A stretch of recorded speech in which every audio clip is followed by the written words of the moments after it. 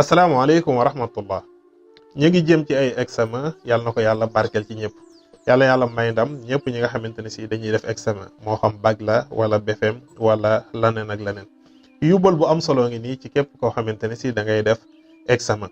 période bi nga xamante ne si jege si na ngay faral di jàng bismillahi rahmaani rahim yi isa jaa nasrullahi wal fatuhu da nga koy jàng boo xëyee suba 100 fois téeméeri yoon ngoon gi tamit nga di ko faral di jàng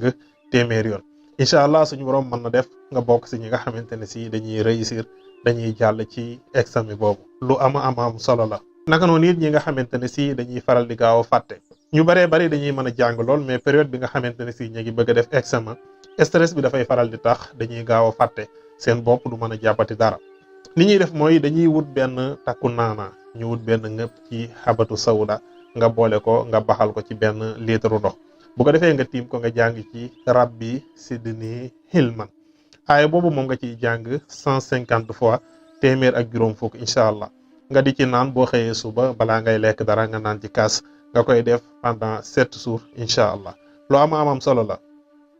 lu am solo la maa ngi leen koy bàyyiloo xel dig daje benn yoon incha allah waaleykum salaam wa rahmatullahi wa barakaatu.